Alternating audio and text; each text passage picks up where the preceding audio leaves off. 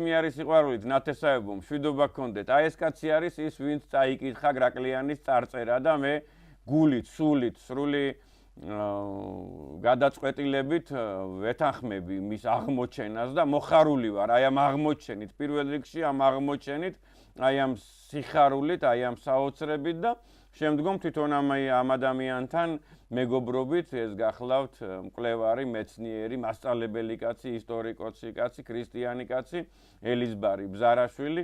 მოიძიეთ იგი, ძალიან გთხოვთ, მისი სახელი, მისი გვერდის სახელი Facebook-ში არის საჩვინო გრაკლიანი, მე ვიცი ამ ადამიანს იცნობთ თქვენ და გაგეხარდებათ მისი დანახვა აი ამ გადაცემაში და ჩემს გვერდით და ეხლა გულანთებულები მოვედით თქვენთან, გულანთებულები და ჩემი დიდი ოცნებაა, ჩემი დიდი ნატრაა, რომ გამოჩნდეს და გამოჩნდეს ქართულ სიძველეებში, ქართულ ესეთი არტეფაქტები, რომელიც გაამყარებს ჩვენს განსაკუთრებულობას სამყაროში, ჩვენს სიძველეს, ჩვენს კავშირს ფუძე ერთან, ჩვენს ცოდნას და ჩვენს მეცნიერობას 1000 წლეულების წინ და მე ბედნიერი ვიქნები, როდესაც ეს საზოგადოებაში იქნება ძალიან პოპულარული, ძალიან ცნობადი და ასე შემდეგ. ღმერთმა გამოგვიგზავნა ჩვენ გრაკლიანის წარწერა, რომელზედაც ღვთისწყალობით დამტკიცდა, რომ 30 საუკუნის არის მინიმუმ ეს წარწერა და მანამდე კიდე უხსოვარ დროში ცხოვრობდნენ იქ ადამიანები და ეს ძალიან დიდი ბედნიერებაა, რომ თუ აი რანი ვიყავით, მაგალითისათვის 10, 20, 30, 40 საუკუნის წინ, აი ზუსტად ეხლა ვსაუბრობდით, ვინ ააგო ეს საოცარი ციკლოპური, მეგალითური, გმირთნაკვეთი ქალაქები, რომელიც 120-მდეა, წარმოიდგინეთ, თრიალეთის ზეგანზე, ჯავახეთის მთებში, აჭარის მთებში, არსიანის ქედზე, ზედა ნაწილში, რომელიც მუდამ ქართული იყო და დღესაც ქართულია ღვთისწყალობით და ღმერთმა იცის, ლაზეთის მთებში, აი ზედა ნაწილში, რომელიც მუდამ ქართული იყო და ასე შემდეგ. ეს არის დიდი, ეს არის მსოფლიო მემკვიდრეობა, ეს არის ხელსაგოგმანები და ეს არის ძალიან მნიშვნელოვანი ეროვნული იდეოლოგიისათვის. და კიდე ერთი დიდი სიხარული არის ის, რომ ჩნდება და ჩნდება ასეთი აღმოჩენები, არა მარტო წარწერის მხრივ, არამედ სხვადასხვა ნიშნებით, სხვადასხვა. აი დღეს ზუსტად აი ამ სიახლით გვეწვია ბატონი ელიზბარი ბზარაშვილი და მე მოხარული ვიქნები, რომ ერთად მასთან თანდასწრებით ვიქნები, როდესაც ის გაგაცნობთ აი ამ საოცარ აღმოჩენას. მშვიდობა გქონდეს, ღვთისწყალობა გქონდეს, ჩემო ძვირფასო მეგობარო, კარგო ქართველო, ეროვნულო კაცო, სამშობლოზე უზომოდ შეყვარებულო ადამიანო და მოსწავლეებზე და აუდიტორიაზე, საკლასო ოთახზე საოცრად შეყვარებულო ადამიანო, რამდენადაც მე ვიცი, ეს ძალიან დიდი ფასეულობაა. ასე ამუნდა თქვენთან ურთიერთობა, ბატონო ნუგზა. გამარჯობათ, მადლობას გიხდით ჩემი მოწვევისათვის, ასევე ტელევიზიას უხდი მადლობას ჩემი მოწვევისათვის. მინდა დღევანდელ გადაცემაში ქართულ წონით სისტემაზე გესაუბროთ, რომელიც დროის კარგარო შემოვხაზოთ საიდან სადამდე, აი თქვათ, რომ საქართველოს მევენახეობის სამშობლოა, ვიცით, რომ მეცნიერების კვლევით დაახლოებით 8000 წლის წინანდელი ღვინის ნაშთებია, ხო? აი გამოვიდეთ მაგ ღვინიდან და ვთქვათ, რომ უკვე მაშინ როცა ის პირველი ღვინო იმ ქვევრში ესხარით, რაშიც ღვინის ნაშთები იპოვეს მეცნიერებმა, უკვე მაშინ ქართული წონით სისტემა არსებობდა.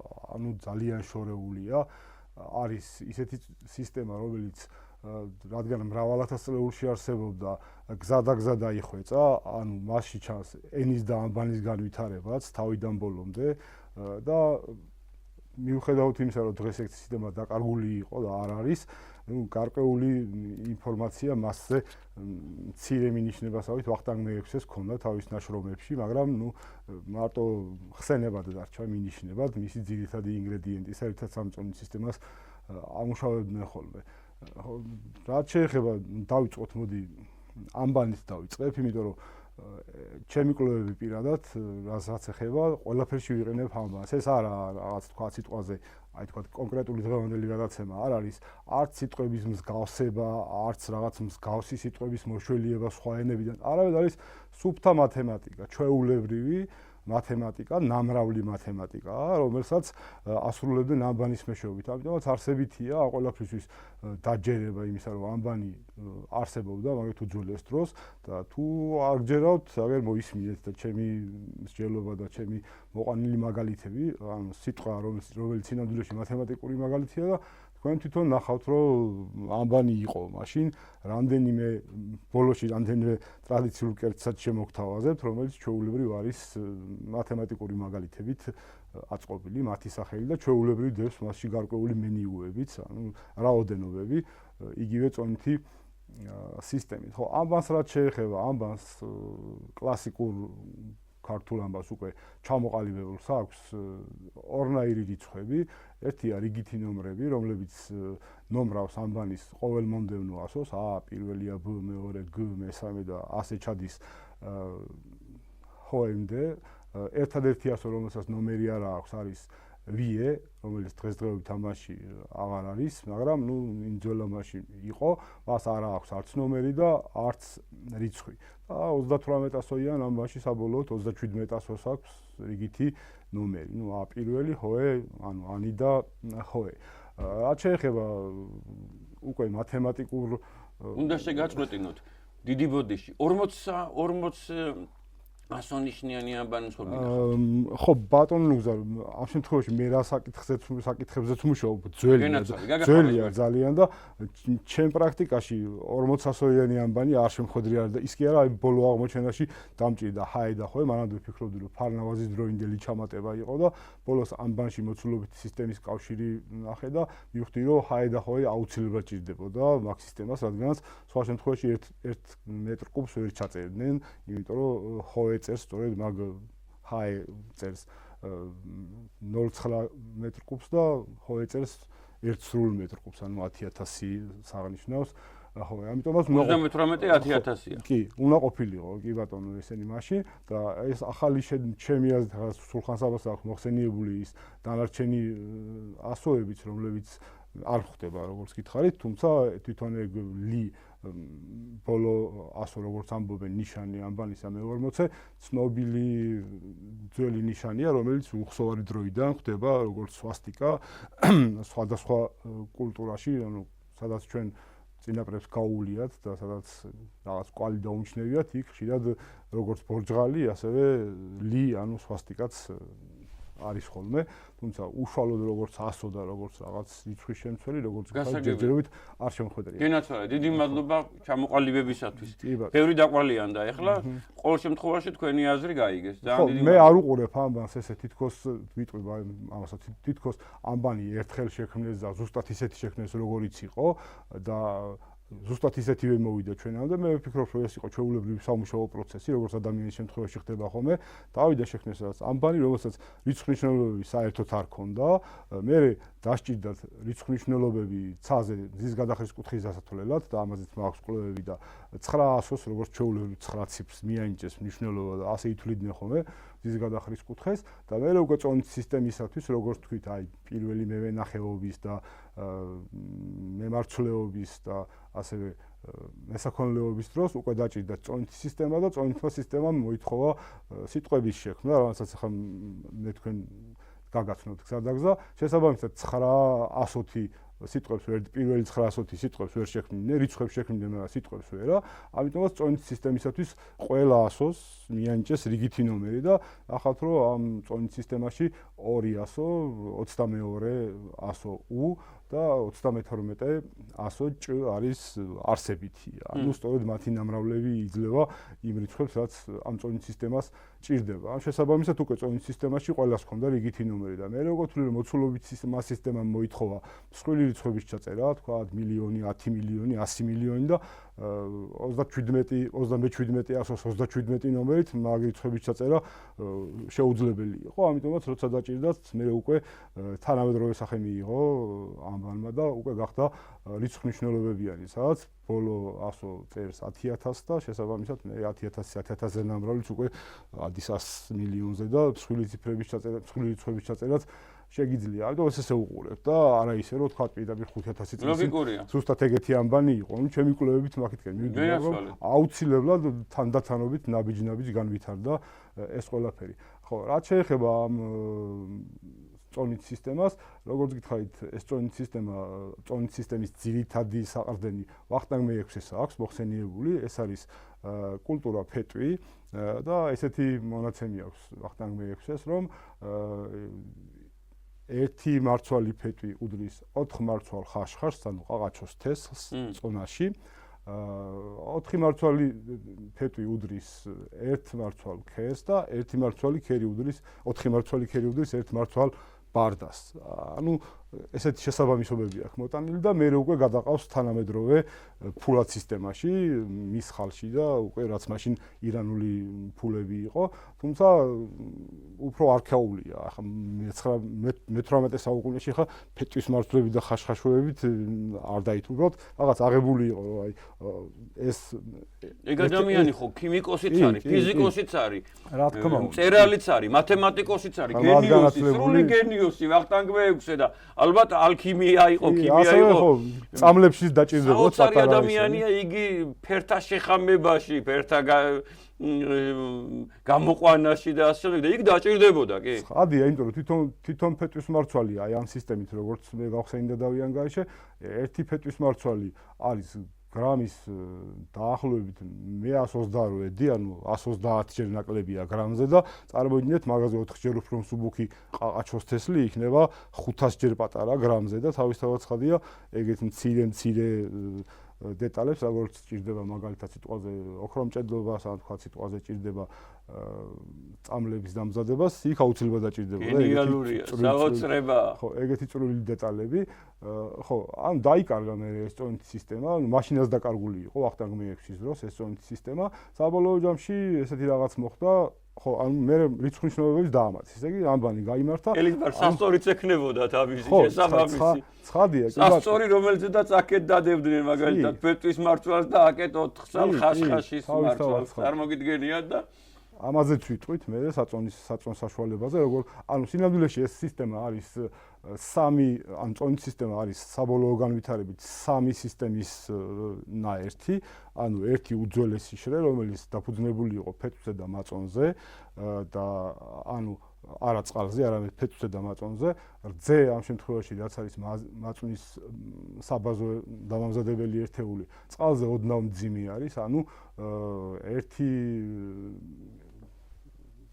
1 ლიტრის მოცულობის წყალი არის წონაში 1000 გრამი და 1 ლიტრის მოცულობის რძე არის წონაში 1030 გრამი. ანუ ოდნავ ლიტრა რძე, ლიტრა წყალზე 30 გრამით მძიმეა. ნუ მაწონი ოდნავ მძიმეა, იმიტომ რომ ადუღებული რძის განდამზადებული არის და სწორედ მაწონზე და ფეტვზე, ანუ გაიანგარიშეს მაწონის და ფეტვის შეფარდება და საბოლოო ჯამში მაწონი მერე წყალზე გადასაყვანად გამოიყენეს და ამაზეც მივართ მე როგორ. საბოლოო ჯამში მოცულობის სისტემა რო აღმოაჩინეს, თანამედროვე გრამი აღმოაჩინეს, მე რაც თანამედროვე გრამია, რასაც ვეძახით, ანუ კუბური სანტიმეტრი წყალი ჩასხმული და საბოლოო ჯამში ეს შერეც ჩანს ამ წონით სისტემაში, რადგანაც აი ახლა რო ვილაპარაკეთ ბატონ ვახტანგ ლიჩველზე, ნახავთ რომ მან გრამებში აღმოაჩინა თანამედროვე სასწორზე აწონა და შესაბამისად გრამები უჩვენა იმ წონითმა სისტემამ, რაც კრაკლიანის ხორაზე აღმოაჩინეს და მერე უკვე ანუ ორივე რომ შეჯერდა საბოლოო ჯამში მოცულობის სისტემასაც დაუკავშირდა და ანუ განვითარების ხაზი ჩანს. ასევე მასში გამოყენებულია რამოდენიმე მუდმივა, ანუ პი, სავარაუდოდ თავიდან მუდმივა არ იყენებდნენ, რადგანაც უძველესი ხანა არის, ისედაც პი მსოფლიოში შედარებით ახალი ხილია და აქ 3 სხვადასხვა პი ჩანს, ანუ გარკვეულ პერიოდში დახვეწეს და მე კიდე დახვეწეს ეს პი და უფრო სრულყოფილი ჩასვეს და დღევანდელი წონით სისტემის სახელები უკვე ყველაზე სრულყოფილი პით არის შექმნილი, რაც ჩვენმა წინაპრებმა გამოიგონეს. ხო, ან ის შექმნა საკმაოდ მარტივი რაღაცით მოხდა, ჭ იყო ძირითადი ასო ამ წონით სისტემისა, ჭ 32 არის და დაახლოებით 1000-ზე ანგარიშობენ ხოლმე, წრე რომ გაშალო, თქვა მილის დიამეტრი რომ გარშემოწერილობა რომ გაიგო, 3-ზე ამრავლებენ ხოლმე პირდაპირ, თქვა 50-იან მილს, 100-იან მილს და გარშემოწერილობაც მაგდენი აქვს. და ამ შემთხვევაში ჭ რახან 32 იყო, გაყვეს, ანუ ძიმე ჩაუწერეს შუაში და 3.2-იანი პი მიიღეს, რომელიც არც თუ ისე შორს არ არის თანამედროვე პისგან, როგორც 3-ია მაგალითად 3.14-თან დაშორებული, ნუ იმაზე ახლოა 3.14-თან 3.2. 0.6 გააკლია რომ გეთანხმები გენიალური კარგა ხანი ეს იყო ხო ახლა როგორ აღმოჩნდა როცა გრაკლიანის გოლა გათხარეს და იქ ეს შემოხსენებული წარწერა აღმოაჩინეს ბატონ ვახტანგლიჩელის მიერ მიკვლეული იქნა მრავალი საწონი ქვის საწონები რომლებიც როცა გადაწონეს თანამედროვე სასწორებზე აღმოჩნდა ყველა 363 გრამის ჯერადი ანუ ეს იმას არნიშნავს რომ ყველა 363 გრამი იყო არამედ იმას ნიშნავს რომ იყოფოდა 363-ზე ანუ საერთო გამყოფი ქონდა 363 ზოგი თქვათ 1/9 363 ანუ ყველა 363 იყო ზოგი x-ი, ზოგი y-ი, ზოგი z-ი 363 გამრავლებული ორჯერ სამჯერ რაოდენობაზე კი ბატონო და ამითი ნახეს რომ ეს იყო საწონები ასევე აღმოჩინეს როგორც ძველ სოფლიოს ახასიათებს ტრადიციული ორი მინა, ანუ ამას ქართული მინა უწოდა ბატონმა ვახტანგმა, როგორც ორი შეწყვილებული მინა ახასიათებს ძველი მსოფლიოს ქვეყნებს, ბაბილონს, შუმერს და სხვა, ასევე აღმოჩინეს თეფში, ქვის თეფში, საწყაო, რომელიც ორმინიანი იყო, ანუ ორი მინა უნდა ჩატეულიყო მასში და საბოლოოდ დიდი ბოდიში, ანუ რას უდრის მინა, ახლა ქართული მინა 363 გრამს უდრის ამ შემთხვევაში. გენაცვალეთ, რა გამახსენდა, იცით? ეს ჩვენი პირველი დამაქცევარნი იყვნენ მოგეხსენებათ ასურელნი და მე აი ჯერ ტიგლათ-ფილასერები და მისი ხროვა, მე არგიშთი და ასე შემდეგ და მაგეებმა აქაურ ქალაქი ზუარო გადაწვა მგონი არგიშმა მან ესეთი მგონი აი ოქრო წაიღო 40 მინა ხო ეგრე ითვლება ასურელების მინებით 36-37 მინა სპილენძი წაიღო 500 მინა და იქიდან ეს ის მინაა? კი, წონით ერთ, ოღონდ იმათი მინა შედარებით უფრო დიდი ერთეული იყო, დაახლოებით 400 ზოგჯერ 500 გრამიც იყო ხოლმე და შუმერების თითქმის 500 იყო, 498 გრამი იყო. სხვადასხვა ქვეყანას თავისი წონა ჰქონდა. და ერქვა ყველგან ესეთი მინა. ხო, ანუ მინა საქართველოში არსებობენ მინაშვილები, მინაძეები, სოფელიარი მინაძე და ასე შემდეგ და ძალიან ძველი სიტყვაა ესე იგი, ხო? კი, გამოიყენებოდა როგორც უცხო სიტყვა საქართველოშიც, ჩემკლებამდე ფაქტობრივად რა ერქვა მინას, ეგეც არავინ არ იცოდა, იმიტომ რომ საერთაშორისო სიტყვა იყო და ყველა იმპერია, ძველი მსოფლიოსი იყენებდა მაგ სახელწოდებას მინა. გავრცელდა შუმერებიდან ბაბილონში, მერე ბაბილონიდან ხეთებში, ასურელებში, მერე ბერძნებში და ეგვიპტელებში და საბოლოო ჯამში მთელი ძველი მსოფლიო იყენებდა სხვადასხვა წონებით, ოღონდ ამ ერთეულს მინა. ნუ ეს წონით სისტემა არის აწყობილი 60-60-60-ზე, როგორც დროის აღრიცხვის სისტემები, ანუ 60 სიკილი არის ერთი მინა და 60 მინა არის ერთი ტალანტი, ანუ დაახლოებით 8 გრამი იყო შუმერული სიკილი, 60 ჯერ მეტი იყო მასზე შუმერული მინა და მე 60 ჯერ მეტი იყო ტალანტი. და ნუ აღმოჩინეს ეს 363 გრამიანი საწონები და ნუ დღესაც ესია გაჩერებული ეგ სიტუაცია, რომ იყო ქართული მინა არსებობდა და იყო 363. ნუ როგორც თქვენს ესეთ გადაცემაში კახეთში დღესაც 363 გრამიან შოთებს აცხობენ და ესეც ძველი გადმონაშთი იყო კულტურული, რომ შემორჩათ ის გუნდის ამოღება 363 გრამიანის, იმიტომ რომ წონის ერთეული იყო და დღესაც აცხობენ. თუმცა ნუ ეგ კიდე რთული კავშირია ჩემი აზრით შოთი და უფრო ორ მინას უფრო უდრის, იმიტომ რომ სამ სისტემაში ჩასმულია. თვითონ შოთი სიტყვა არის მათემატიკური რიცხვია, თვითონ შოთი და არის 979. ანუ ქართულად რომ დაწერო 979, უნდა დაწერო შოთ. ესე იწერება და დაახლოებით როგორც ვერ მოვასწარი მაგისი ცდა, მაგრამ დაახლოებით ესეთი რაღაცა 979 გრამ მოცულობაში რო ჩაყარო ფქვილი, რამდენი გრამი ჩაეტევა, დაახლოებით 540 გრამი ფქვილი ეტევა მოცულობაში, იმისგან რო გამოაცხობ პურს, უნდა მიიღო 2 მინა პური, ანუ ხო იგივე 726 გრამი პური და ეგა შოთი, ანუ თქვათ 979 მოცულობაში ჩაყრილი ფქვილისგან გამოცხარი მიგნება. ხო, უბრალოდ მოსაცინჯი მაქვს ეგ რომ ნამდვილად ზუსტად ეგრე იყოს. დღესაც როგორც გითხარით აცხობ. ხო, ერთ სიტყვით რა გამოვიდა მე? ამის მე გრაკლიანის წაკითხვა რომ დავიწყე და წავიკითხე მარცხნიდან წარწერა. მარცხნიდან წარწერის ჰემატრიის დათვლაც ვცადე, ანუ რიცხვნიშნულობები, რიგითობები მიუმატე ერთმანეთს და ნუ ამით დავამტკიცე რომ ამბანს ეგ რიგითობები მაშინვე თქვა 3000 წლის წინ ქონდა. საბოლოო ჯამში გამოვიდა ისე, რომ ამბანის გრაკლიანის წარწერის მარცხნიდან წაკითხვა ქიეძიე ხცნევ აზორე ხესევ მოგცა 352. ანუ ჩვენი წინაპრებს რასაც მე უყურებ და ვიკვლევ, ახასიათებდათ ძალიან მნიშვნელოვანი რაღაცეების ძალიან მარტივ სიტყვებში დამალვა, ყოველდღიური გამოყენების დღესაც მსგავს რამოდენიმე სიტყვას ჩამოვთვლი ამ წონით სისტემიდან, რომელსაც ყოველდღე ვიყენებთ და არავინ არ იცის, რომ სინამდვილეში წონით სისტემის შემადგენელი ნაწილებია და უბრალოდ ქვია ამ სიტყვებს და იმიტომ რომ არ დაკარგულიყო, ანუ ყოველდღიურად გამოსაყენებელი სიტყვებია და ოდესღაც ფიქრობდნენ რომ ვიღაცას გაახსენდებოდა რომ რატო ქვია ამას ესე ამასა და ბოლოს დაითვლიდნენ მათემატიკურად და მიხვდებოდნენ რომ უი რიცხვი ყოფილა თურმე ხო მადლობა ღმერთს კი ბატონო ხო და ანუ ეს გათვლები და თქვენ ახართ ეს ადამიანი ვინც და დაფიქრებულიყო ამაზე ალბათ ღმერთის წყალობით და საბოლოო ჯამში ესე გამოვიდა რომ ეს 352 ჩავთვალე რომ რადგან ძალიან მნიშვნელოვანი წარწერა იყო თვლი რომ ჩვენი წინაპრები ყოველთვის და ყველგან არ წერდნენ და ხო ყველა მიცით ეგ რომ ძალიან იშვიათია წარწერები ანუ რაღაც მნიშვნელოვან ამბავზე უნდა დაეწერათ გრაკლიანის ამბავიც ძალიან მნიშვნელოვანი იყო ანუ მთვარის უცნაურ პოზიციას ეხებოდა და იმიტომ მოიგონეს ეგ წარწერა იმიტომ შექმნეს და ახან 352 ჰქონდა თლიანი სიტყვების ჯამის მათემატიკური ჯამი ხო ვიფიქრე რომ ეს არაა შემთხვევითი 352 არ უნდა იყოს შემთხვევითი და ვიფიქრე რა შეიძლება ყოფილიყო 352 საბოლოო ჯამში რადგანაც ეს 363 გრამიანი მინა იყო და 352 363-თან ახლოს იყო მოვსინჯე დაახლოებით კოეფიციენტი აქვს 1.0325 ანუ ეგეთი კოეფიციენტი 352 რო გადაიყვანო 363-ში და საბოლოოდ მაშინ არ ქონდა ჯერ ეგეთი განცდა რომ უძველეს ხანაში რიცხვის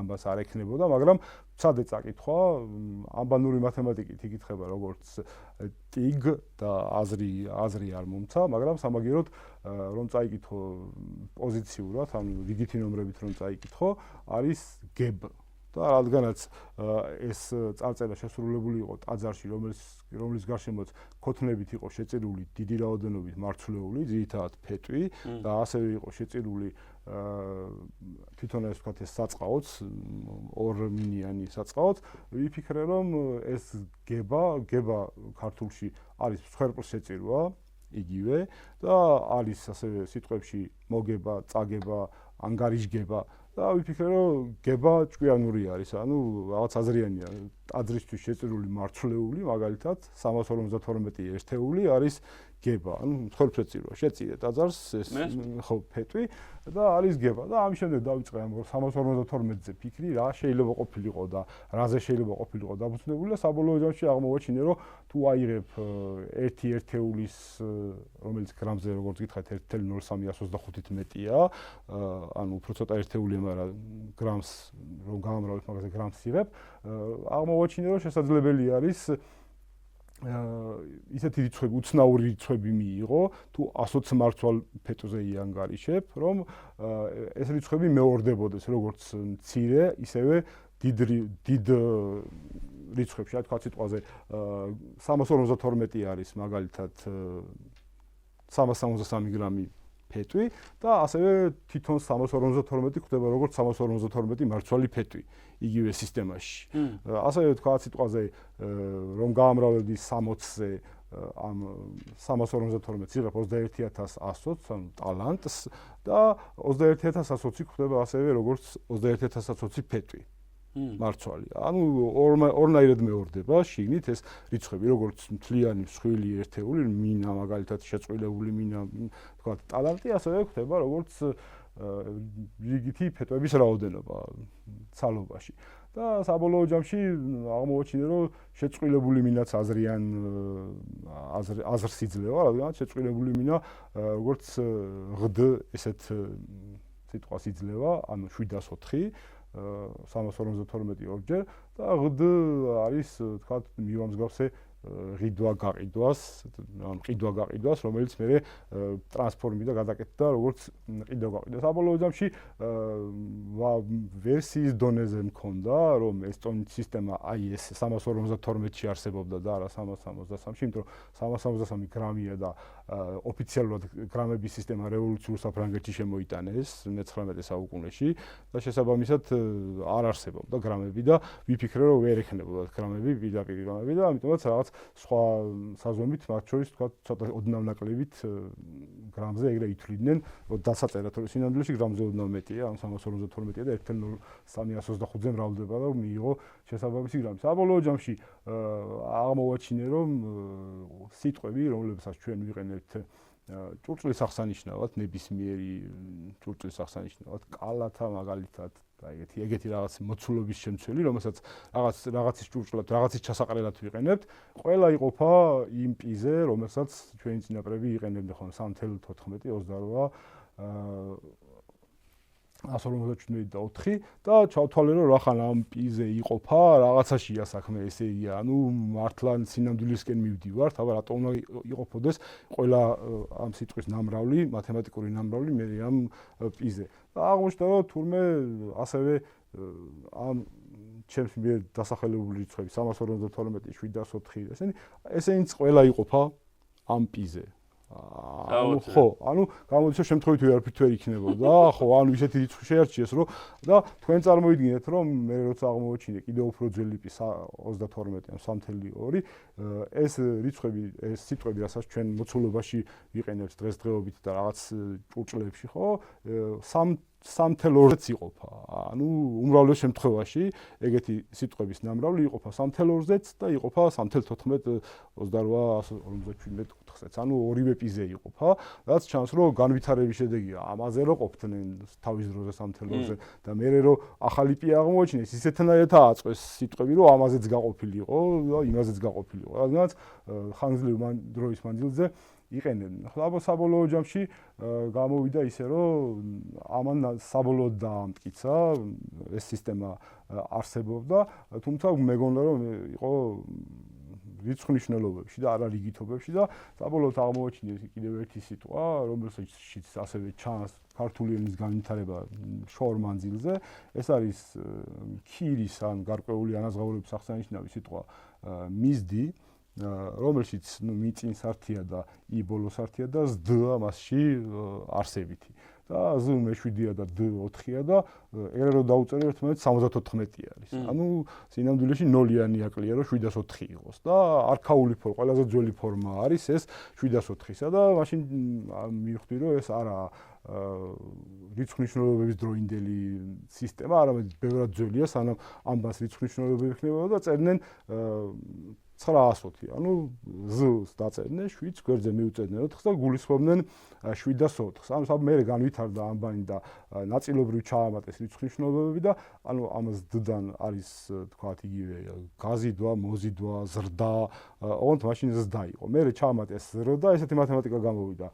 z7, r 100 და d4, ანუ z100-ზე ნამრავლი, 700-ზე ნამრავლი, 700, 4-ს მიუწერ და ზრდა არის ზრდ იგივე ორმაგი მინაა, ანუ 704 არის. და საბოლოო ჯამში მივედი, რა თქმა უნდა, იმ ორ ძირითად ასომდე, ну 3-მდე, რომელიც წარმოქმნის მინას და შეწყვილებულ მინას, ანუ 704 და 352. ესენი არიან ორი ძირითადი ასო ჭ და უ, ან უ და ჭ, როგორც გითხარით, რომელიც ერთი 22-ია და ერთი 32-ია და ერთმანეთთან ნამრავლზე ქმნის 704-ს. და ასევე 22-ის ნახევარი ამ შემთხვევაში 11, ან მე11 ასო კ, თუ კ-ს გაამრავლებ ასევე ჭ-ზე, ასევე იღებ უკვე საკუთრივ მინას 352-ს, ან პირიქით უ-ს 22-ს რომ გაამრავლებ ო-ზე, ჭ-ს ნახევარზე, ო-უ ან უ, მაგ შემთხვევაში იღებ 1 მინას, ანუ 352-ს. და საბოლოო ჯამში ნახე რომ ამ სისტემამ, როცა ჭ იყო წამყვანი და ასევე ჭ იყო როგორც ფორმულის რიცხვი, ანუ მუდმივა, პი იყო ჭ, ბევრ რაღაცაში ცვლიდა დღევანდელი ფორმულის ასოს წ-ს. და ძველ ქართულში, ძველში კი არა, ძალიან ძველ ქართულში, რაშიც ახლა ჩვენ ვიყენებთ წს, იყენებდნენ მაშინ ჭს. აი მაგალითად სიტყვაზე იგივე წირვა, ხო, ხა რელიგიური ადამიანები ვართ და ვთქვათ, წირვა არის რაღაცას რო შეწირავ ამ შემთხვევაში ღმერთს წირავ, ხო, როცა წირვას ატარებ, ხო? ძველ ქართულში, უძველეს ქართულში იქნებოდა როგორც ჭირვა. ანუ რაღაცა გაჭირვება და ამას იჭირვებდა, ესა ჭირვა. აქედან გამომდინარე, რომა მოიღო ამ ჭირვიდან, ხო? არის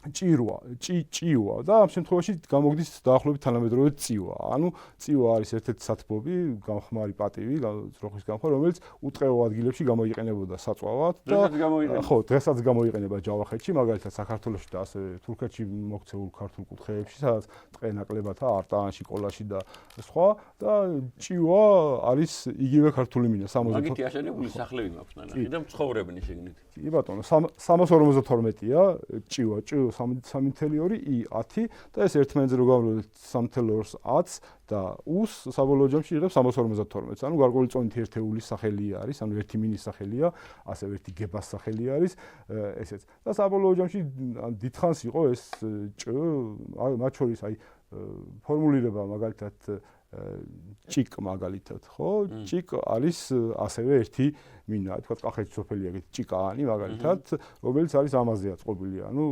ერთი მინის სახელწოდებაზე, ჭიკზე, ანუ ჭს გაამრავლებ, ანუ მუდმივას იზე გაამრავლებ კუზე და იღებს 352 ერთ მინას. ასევე თქვა იგივე ჩიტების ხმაური ჭიკ-ჭიკი მაგალითად, რომელსაც ყოველდღე ვიყენებთ ხოლმე და გაუაზრებლად ვიყენებთ, ასევე მინების გამეორება ორი ქართული მინა 352, 352 ან მაგალითად კაჭ მაგალითად, ხო? მაგალითად შესაძლებელია ეს კაჭი გაჩნდა ან პირიქით ქვას დაერქვა კაჭარი დინარისპირა ქვები ამ წონით ერთეულისაგან 352-ია კაჭ ნამრავლში, ანუ ისე მინა არის ქართული მინა, ანუ გება და როცა ქვით წონინე ხოლმე, როგორც გრაკლიანში აღმოჩნდა, საბოლოო ჯამში მიიღო ამ კაჭისგან მიიღო დინარისპირა ქვებმა კაჭარის სახელი, იმიტომ რომ იყო 352 ამ წონი, ანუ ერთი მინის შემცველი იყო და თქვა კაჭკაჭსაც ქვია კაჭკაჭი, ანუ ესე გაუცნობიერად ვეძახით ორი მინის სახელს კაჭ და კაჭ, ხო, ანუ ორი ქართული მინის სახელს. ახლა მე ნიშნა, შემოგევლოთ ჩემი თავი, დიდი ხანია ვფიქრობ, რას უნდა ნიშნავდეს, კაჭკარი არის უმაღლესი წერტილი ლაზეთის მთებში. კი, ანუ მაგ შემთხვევაში შეიძლება თქვა, რომ წონის სისტემისთან დაკავშირებული და კარი როგორ აღარ ციფრავენ და მე მინდა ნებისმიერი თქვენთაგანი დავარწმუნო, ჩემო მეგობრებო, ნათესავებო, რომ უამრავ ტოპონიმს პოულობ ჩვენ საქართველოში, რომელიც უეჭველი არის 2, 3, 4 და 5,000 წლეულის. ხომ ეთანხმებათ? ასევე ამ უამრავს, ნუ გაგიკვირდებათ. ასევე აქედან არის ნაწარმოები იგივე ყველის დასამზადებელი, იმიტომ რომ ამ შემთხვევაში ახლა იყენებენ როგორც თანამედროვე ქართულის წველას, წველა ნიშნავს იმ რაოდენობაზე, იმ რაოდენობა ყველს, რომელიც ერთი მოწველისაგან დამზადდება. სინამდვილეში როცა ჭ იყო წესმაგივრად, ჭვეს რო იტყვი, ჭვე ერთმანეთის ნამრავლში არის ისევ 352, ანუ ჭვე თანამედროვე გაგებით არის ერთი გება, ერთი მინა და ანუ ამ შემთხვევაში ინიშნავდა არა ერთი მოწველისაგან დამზადებულ ყველს, არამედ ნიშნავდა კონკრეტულად 363 გრამ ყველს. ანუ თანამედროვე ჭვე, ანუ ძველი მეგრულში ახლაც ჭველას ეძახიან, წესმაგივრად ჭოს იყენებენ. ახლაც და არ არის თქვა გასაოცარი რომ მაწონის სახელი, რომელიც როგორც გითხარით, გადამწყვეტი იყო, რადგანაც ესეთი ნივთიერება 352 მოცულობის ჭურჭელში რომ ჩაასხავ მაწონს, ხო, 352 გრამი სითხე, ან წყალი რომელშიც ეტევა 352 გრამი, თუ ჩაასხავ მაწონს, მაწონია 363 გრამი.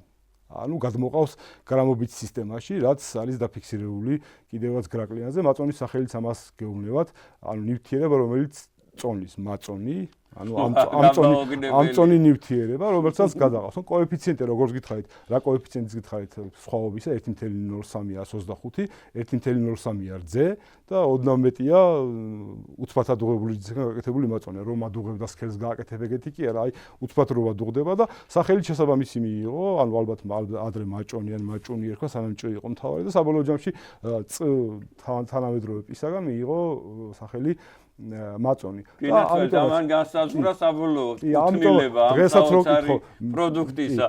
თუ ვისია მაწონი და რას ნიშნავს? ვინ აღარ იჩემებს, ხო? კი, მეც ბატონო ნუგზარ სომხები მედოვნენ ამას ამ თემაზე დაწერილი წერილზე, რომ სულხან-საბასაცო მაწონის სახელი არ უწერიაო, წველა უწერიაო და ეხლა წარმოვიდგინეთ, რომ სულხან-საბა რას დაწერილი იყო, მაწონი იცის სულხან-საბა ან ახსოვს რომ რაღაცას წონიდა მაწონი და წველაც ხო გითხარით რა არის? ან ჭვე 352-ია და მაწონი ისეთ ნივთიერება 352-ში რო ჩაასხავს 363 ხდის და შესაბამისად იცოდა რომ მაწონი რაღაცას წონიდა და დაწერა რომ იგივე წველაა მაწონი, ანუ ჭვე იგივე რა, ანუ ამას 352-ში ჩაასხავ გადაიყვანს და ახლა ისინი გიმტკიცებენ რომ წველა უწერიაო მაშინ სულხან-საბას დროს მაწონის სახელიც კი არ აქვს ქონდათო, ესე იგი ალბათ იმას სინონიმი დაწერა უბრალოდ. ენაცვალე და ძალიან ბევრგან აი ვინ სულხან-საბას სწავლობს და ვინ სულხან-საბა იცის ესეთი რამეები უწერია. დანარჩენი თქვენ თვითონ გამოიკვლიეთ, დანარჩენი თქვენ თვითონ მიხვდით, დანარჩენი თქვენ თვითონ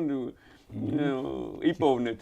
ხო არის ეგეთი მომენტები დიდ სულხან-საბას რომ ჩვენ გვეუბნება რომ განვავრცოთ, წარმოგიდგენია? კი, ასე ვთქვათ, აი ჭკუა იგივე, უა დაბოლოება არის ვა თანამედროვე გაგებით და ჭკვა, ანუ ჭკ ისე არის 352, ანუ ამ შემთხვევაში გარკვეული გონიერი მიგნება რომ იყო ჩვენი ძინავრებისა ეს წონით სისტემა ყველაზე ძველი, რომელიც მე სხვებმაც გადაიღეს და თავთავისი გრამების ვარიანტები შექმნეს და არქვეს ჭკვიანური მოგონებასავით ჭკვა, ანუ 352-ვა, 352-ვა, ანუ ესეთ თანამედროვე გაგებით რომ თქვა, ხო, ანუ რომ არის დარჩეს კიდევ უფრო ზერელე ლაპარაკა და კიდევ და კონკრეტად ისეთი აი ძალიან მნიშვნელოვანი სიტყვა როგორც არის ვაჭრობასთან ვაჭარი და ვაჭრობა, ასევე არის ორი ამ ორი ქართული სიტყვისგან შედგენილი უაჭ, ანუ ა ერთია და მასზე ნამრავლი არაფერს არ იძლევა, უ გამრავლებული 22 გამრავლებული 1-ზე და გამრავლებული 32-ზე, ისე 704-ია შეწყვილებული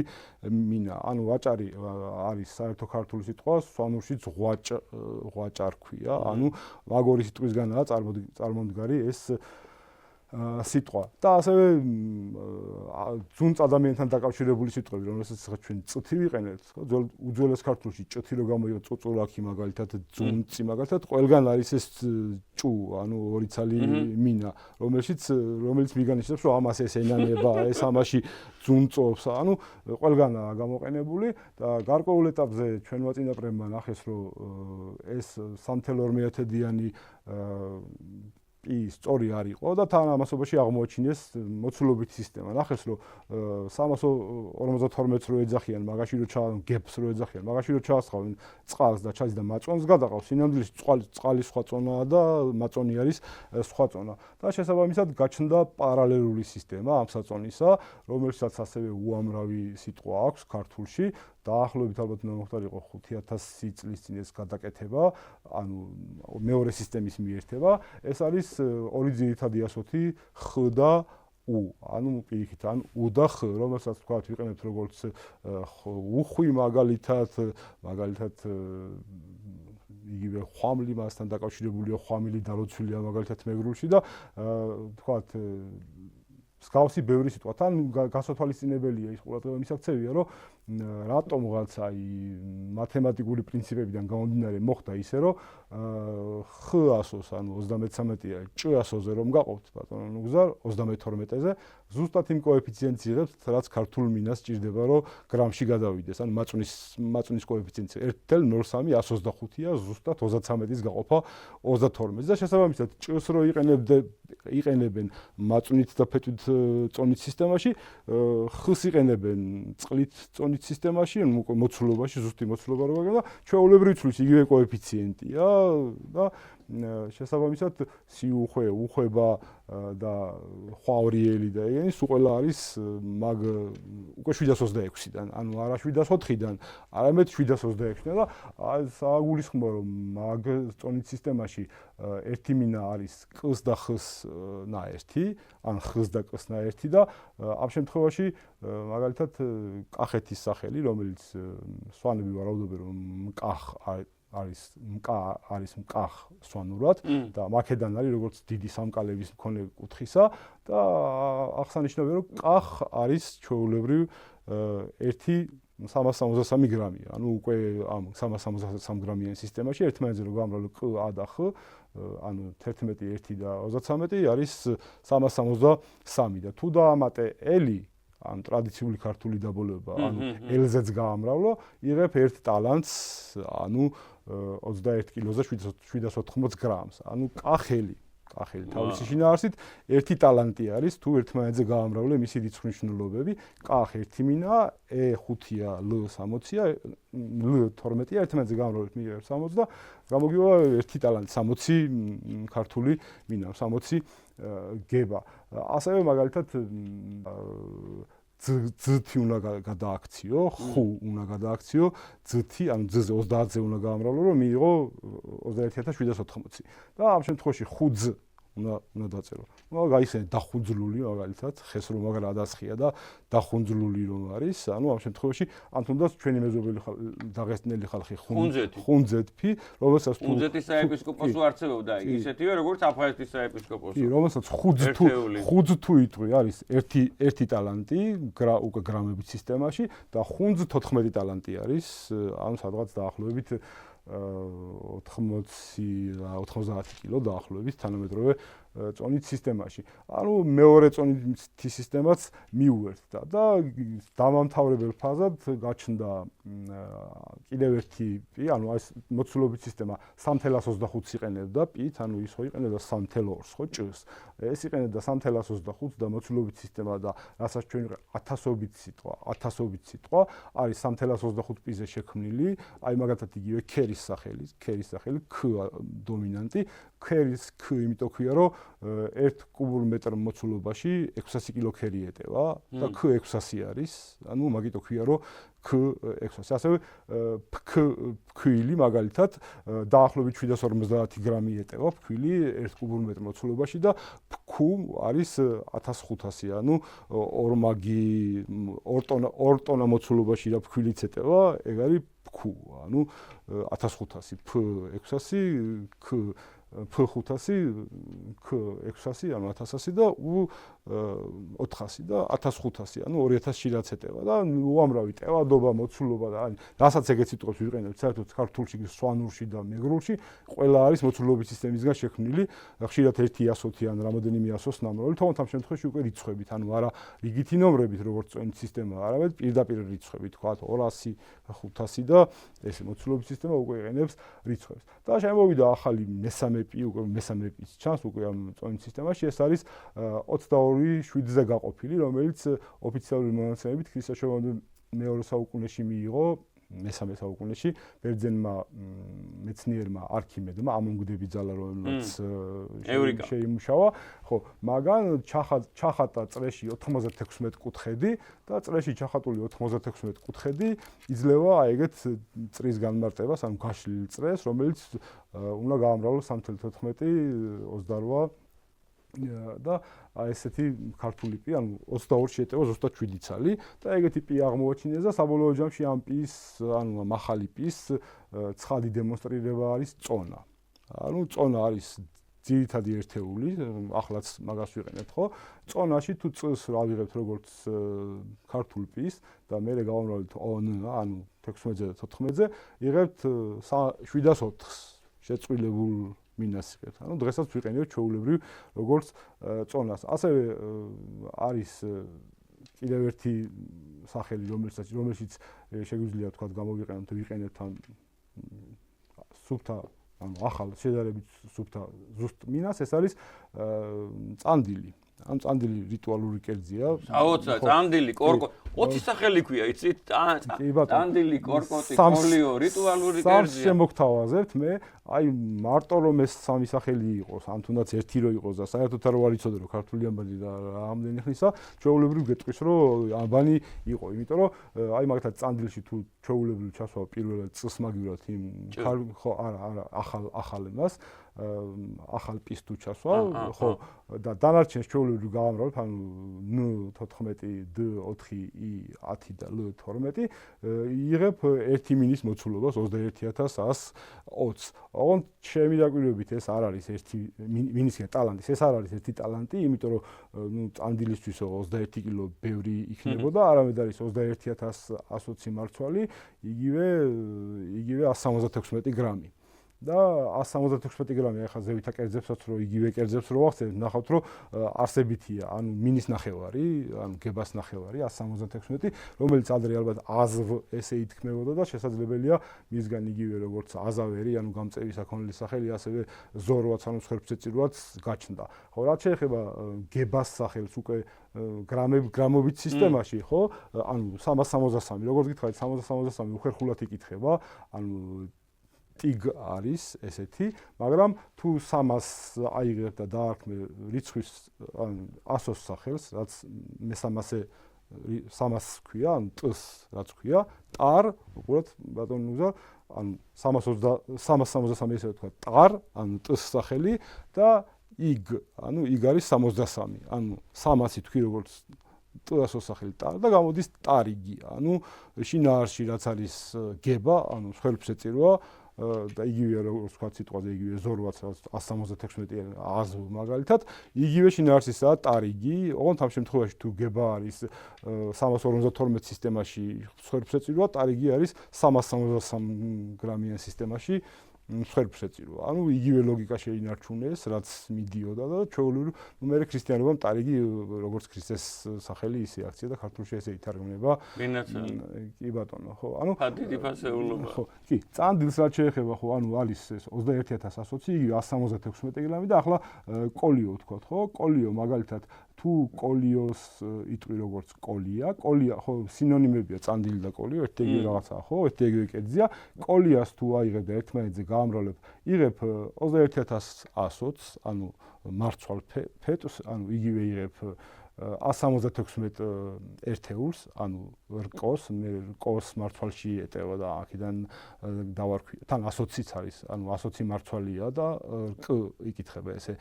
უკვე მომდევნო ხანის თანამედროვე ქართული ამბავი მათემატიკით იკითხება როგორც რკ 120 და ანუ რკოს მარცვლიდან გამომდინარე იყო. ანუ კოლია არის იგივე 176 რკო ფეტვი და საბოლოო ჯამში თუ კოლიოს დაარქმევ, თუ კოლიოს 16 დოზა, ანუ 16 ჯერ, ანუ 16-ია და 16-ს 16 ჯერ ამრავლებ.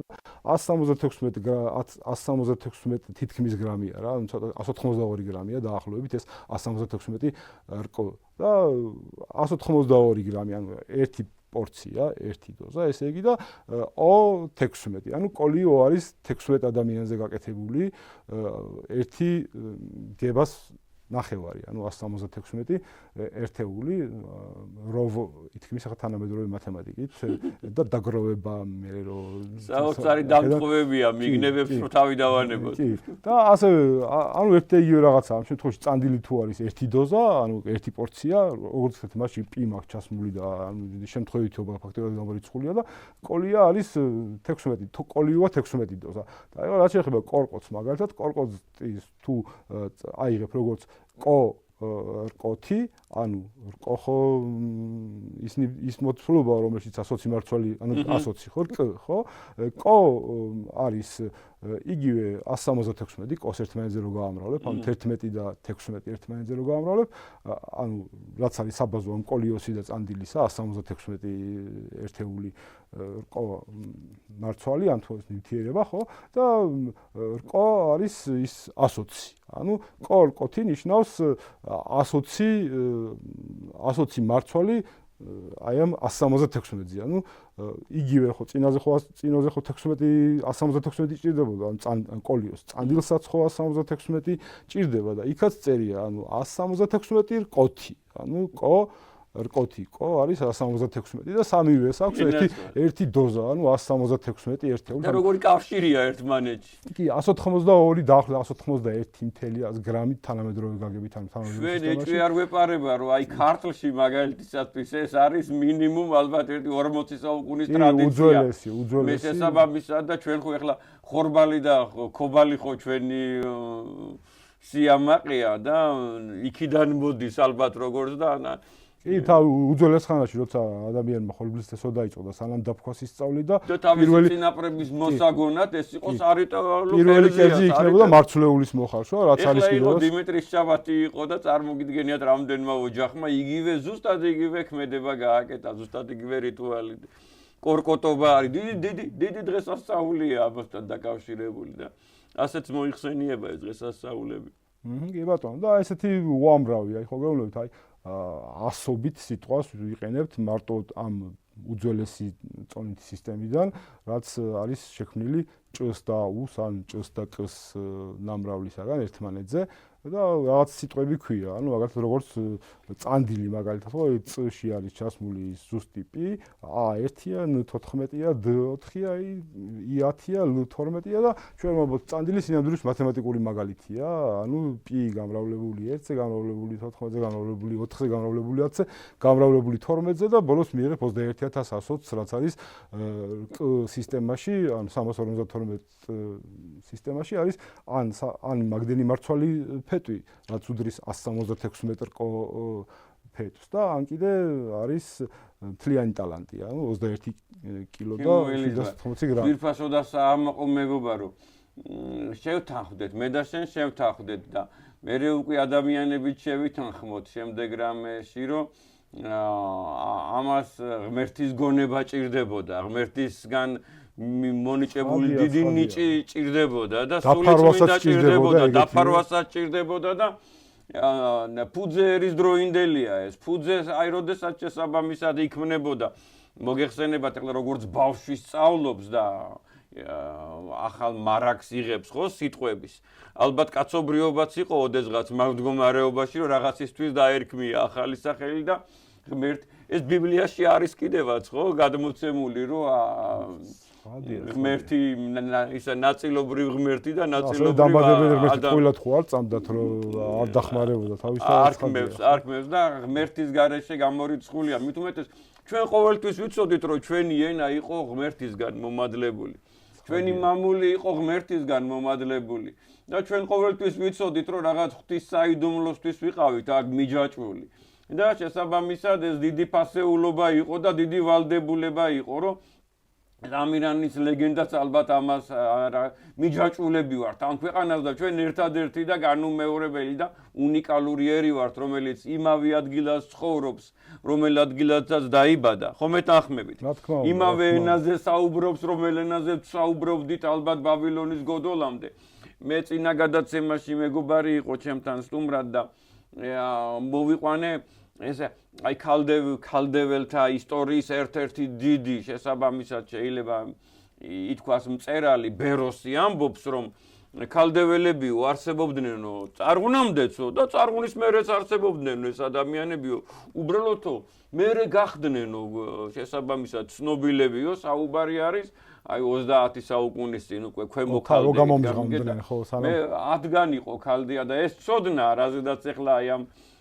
საოცრებებს პოულოს ბატონი ელიზბარი არის ხელი-ხელ საგოგმანები ჩვენ ესეთ რაღაც მე აი დიდი ბოდიში ახლა გავკადნიერდები ელიზბარის მაგივრად ვიტყვი ვიცნობ რა ამ პიროვნებას და უნდა თქვენც რო არა წვლილი ხო როგორ გავავცნობთ საზოგადოებას ამ ყველაფერს ჩემო მეგობრებო ისეთი სახალხო ადამიანია ისეთი მაღალი და მდაბალი ადამიანია ისეთი უშუალო ადამიანია დიდი სიხარულით მეც წამოუყვებით აი კუნფეხი გამოყო მეც ნახირნახირაო მეც წამოუყვები ოღონდ სადმე მიიწვიეთ გამიგეთ სკოლა იქნება აუდიტორია იქნება აკადემია იქნება ეხლა ისევ აი გრაკლიანის წაკითხვას მინდა დაუბრუნდე რომ ესეთი მეთოდოლოგიაა მიღებული რომ რაღაც უცხო ტექსტი რომ წაიკითხოს ადამიანმა აუცილებლად უნდა არსებობდესო 3, 4, 5 მსგავსი წარწერა დადარება უნდა მოხდეს და ასე შემდეგ და ეს ძველი რაღაცა მეთოდოლოგიები არის ხშირ შემთხვევაში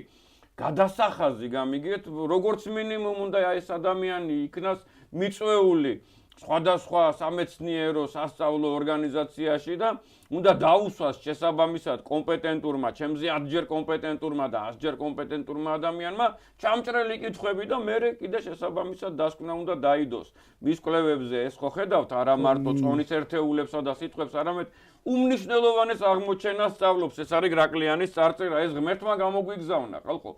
წარმოიდგინეთ, მთელი სამყარო ესე არის გატრუნული, რომ რას ნიშნავს.